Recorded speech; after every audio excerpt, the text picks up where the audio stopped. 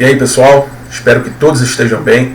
Hoje a gente vai conversar um pouquinho sobre respiração e circulação. O objetivo da respiração é retirar oxigênio do meio ambiente para que esse oxigênio seja utilizado na oxidação de compostos orgânicos e obtenção de energia nas células. Então os seres que respiram oxigênio são seres aeróbios, que utilizam esse oxigênio na obtenção de energia. O oxigênio então chega até as células através dos sistemas respiratórios. Esse oxigênio vai ser absorvido e chegar até as células. Mas nem sempre o oxigênio foi utilizado com esse objetivo pelos seres vivos.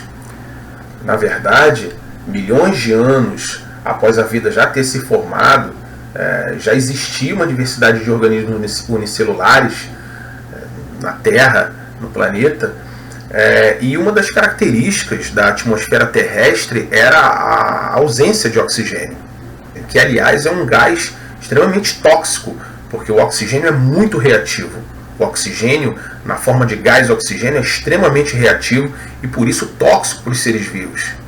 Dentre esses organismos existentes há bilhões de anos atrás, um grupo ancestral das cianofíceas atuais, que são semelhantes às bactérias, e aliás responsáveis por grande parte da produção de oxigênio no planeta, passou a utilizar a água como fonte de hidrogênio para fazer a fotossíntese e liberar o oxigênio que sobrava da água na atmosfera. E aí os níveis de oxigênio começaram a aumentar. Foi o aumento nesses níveis de oxigênio que possibilitou mais tarde o desenvolvimento dos seres aeróbios, que utilizam o oxigênio na respiração. O oxigênio, então, por esse processo de fotossíntese, passa a aumentar desde então na atmosfera terrestre até atingir aí os cerca de 21% de percentagem na atmosfera, sendo o segundo gás mais abundante. O primeiro é o nitrogênio, com aproximadamente 78%. Esse aumento dos níveis de oxigênio foi prejudicial para muitas espécies, por ser o oxigênio um gás tóxico, né, para esses seres vivos. Mas se o oxigênio é um gás tóxico, isso aliás foi motivo de extinção de muitas espécies, se o oxigênio é um gás tóxico, por que tantas espécies hoje utilizam o oxigênio? Para responder essa pergunta, a gente vai dar uma olhada num organismo unicelular, um fungo unicelular chamado Saccharomyces cerevisiae. A levedura é o fungo utilizado como fermento para massas e na produção de bebidas alcoólicas também. Esse fungo ele pode utilizar dois processos para gerar energia nas células. Um é a fermentação e o outro é a respiração aeróbia. Por isso a gente diz que o Saccharomyces, a levedura, é um aeróbio facultativo. Quando não tem oxigênio disponível no ambiente, ele faz a fermentação, e quando tem oxigênio disponível no ambiente, ele faz a respiração aeróbia, que é o processo bioquímico na célula que usa o oxigênio para oxidar compostos orgânicos e gerar energia, gerar ATP. A questão é que, quando esse organismo faz fermentação, o rendimento de energia, de ATP, é menor. Quando o fungo utiliza a respiração aeróbia, ele obtém um rendimento maior de energia, uma maior produção de ATP. Repare que quando a levedura faz fermentação, os produtos liberados no meio são o álcool etílico e o CO2. Quando a levedura faz respiração celular aeróbia, ela libera CO2 e água. O álcool etílico é uma molécula que ainda contém energia para os sistemas biológicos. O CO2 não. Então, quando a levedura faz respiração aeróbia, ela está utilizando toda a energia do composto orgânico, no caso aqui a glicose. Quando a levedura faz fermentação, ela não utiliza toda a energia contida no composto orgânico. Isso significa que a respiração aeróbia, com a mesma quantidade de nutrientes, rende mais energia do que a fermentação. Então é mais vantajosa energeticamente. Apesar do oxigênio ser muito reativo e ser tóxico, a pressão de seleção ocorreu nesse sentido, já que esse processo rende mais energia do que a fermentação. Fermentação que muito provavelmente foi o primeiro processo a aparecer após o surgimento da vida na Terra. O aumento dos níveis de oxigênio na atmosfera, então, proporcionaram um ambiente favorável ao aparecimento desses seres aeróbios. A seleção natural favoreceu essa novidade evolutiva, e o fato do oxigênio, da utilização do oxigênio, proporcionar um maior rendimento de energia, um maior rendimento de ATP, fez com que os seres vivos pudessem desenvolver uma maior complexidade, formas maiores, com maior quantidade de células e mais tarde especialização de células em tecidos. Essa possibilidade de gerar mais energia, de obter mais energia dos nutrientes, possibilita o aparecimento de formas mais complexas, dos pluricelulares, organismos formados por células, por um conjunto de células, por tecidos. Esses organismos passam a absorver o oxigênio do meio ambiente por um processo chamado de difusão direta. Ainda não existe um sistema respiratório. O oxigênio por difusão passa de célula a célula e assim chega a todas as células do corpo. Da mesma maneira, o excreta desse processo, que é o gás carbônico, também se difunde, passa por difusão direta, célula a célula, e é liberado para o meio ambiente. O gás carbônico é um produto da oxidação do composto orgânico, como a glicose, por exemplo. Esse produto é um excreto, é tóxico e também é liberado para o meio ambiente pelo processo de difusão direta nesses animais. Organismos com um maior número de células, tecidos mais especializados, também se desenvolveram. No caso desses organismos, a difusão direta já não atende todas as células. O oxigênio por difusão direta não consegue ser absorvido do ambiente e distribuído para todas as células do corpo.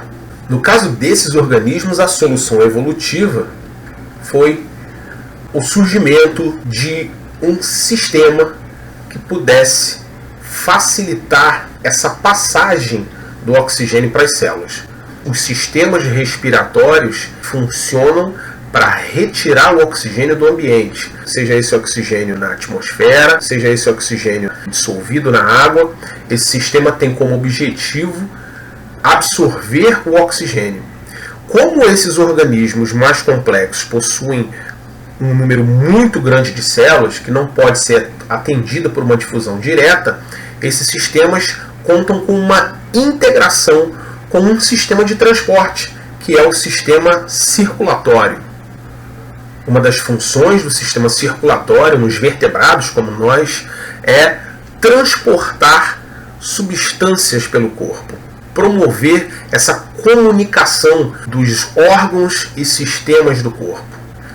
E aí, no caso do sistema respiratório, transportar os gases respiratórios, o oxigênio, que é absorvido do meio ambiente, e o gás carbônico, o dióxido de carbono, o CO2, que é liberado para o ambiente.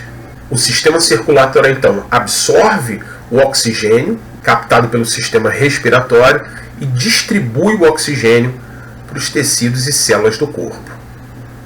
É importante ressaltar nessa aula que esses sistemas estão integrados. O sistema circulatório, enquanto sistema de transporte, ele também serve a outros sistemas, como o sistema digestório, por exemplo, que a gente viu na última aula. Os nutrientes já digeridos são absorvidos para o sistema circulatório e o sistema circulatório, então, vai distribuir esses nutrientes para os tecidos e células. Então, os nutrientes que são utilizados nas células, por exemplo, para a obtenção de energia, são nutrientes que, em última análise, vieram do sistema digestório, dos alimentos que foram digeridos e transformados em moléculas menores e absorvidos para o sistema circulatório. O oxigênio, que vem do sistema respiratório, passa para o sistema circulatório e, através desse sistema, também chega às células. Então, o oxigênio absorvido pelo sistema respiratório e nutrientes, como a glicose, por exemplo, absorvida do sistema digestório, chegam às células através do sistema circulatório, e aí a célula pode utilizar o oxigênio no processo aeróbio para gerar energia através da oxidação de compostos como a glicose. Estou dando aqui o exemplo da glicose, mas outros compostos orgânicos, como os ácidos graxos oriundos da digestão dos lipídios e os aminoácidos oriundos da digestão de proteínas, também podem ser utilizados pela célula como compostos a serem oxidados para gerar energia, gerar ATP. Para a gente dar uma olhada num ponto importante de integração entre o sistema respiratório e o sistema circulatório, a gente convoca aqui nosso voluntário Charles Darwin. Esse ponto é um sistema formado por alvéolos pulmonares e capilares sanguíneos. Os pulmões são um conjunto de alvéolos pulmonares, que são pequenos sacos, bastante vascularizados. Para a gente analisar o funcionamento básico desse ponto de integração, vamos ampliar aqui esse sistema entre alvéolo e capilar sanguíneo. O ar atmosférico que chega nos pulmões, que chega nos alvéolos, quando a gente inspira o ar atmosférico, ele entra nos alvéolos com uma concentração maior de oxigênio e menor de gás carbônico. O gás carbônico é um gás em baixa quantidade, em baixa percentagem na atmosfera, e o oxigênio, como a gente já viu, ocupa cerca de 21%. Mas vamos analisar aqui essa situação. A gente tem no alvéolo uma concentração maior de oxigênio e menor de gás carbônico. Já o sangue, que chega pela circulação no alvéolo, é um sangue que possui uma alta concentração de gás carbônico e uma baixa concentração de oxigênio. Porque o sangue que chega nos pulmões é um sangue que vem dos tecidos do corpo. Lembrem-se que o gás carbônico é um excreta, é um produto da oxidação de compostos orgânicos. A célula libera gás carbônico no sangue, como resultado da oxidação de compostos orgânicos. Esse sangue que está chegando no pulmão é um sangue que veio do corpo, passou pelo coração e foi bombeado para ser oxigenado. Então o sangue que está chegando com uma alta concentração de gás carbônico e uma baixa concentração de oxigênio. Tanto as moléculas de oxigênio como as moléculas de gás carbônico são moléculas apolares que atravessam a membrana plasmática das células livremente.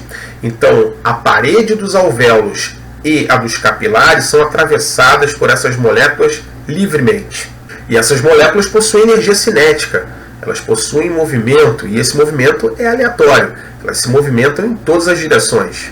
Só que nesse caso, existe uma quantidade muito maior de moléculas de oxigênio no alvéolo. A probabilidade dessas moléculas atravessarem do alvéolo para o capilar é muito maior do que a probabilidade de atravessarem moléculas do capilar para o alvéolo. As moléculas passam nos dois sentidos, mas no final das contas, o saldo de moléculas que passa para o capilar é muito maior. O mesmo ocorre com gás carbônico, só que na direção inversa. Como existem muito mais moléculas de gás carbônico no capilar, no final das contas, o saldo de moléculas de gás carbônico que atravessam do capilar para o alvéolo é muito maior do que o das moléculas de gás carbônico que atravessam do alvéolo para o capilar. Esse fenômeno faz com que as concentrações mudem e a concentração do alvéolo passe a ser maior em gás carbônico, menor em oxigênio. A concentração do capilar passa a ser maior em oxigênio e menor em gás carbônico.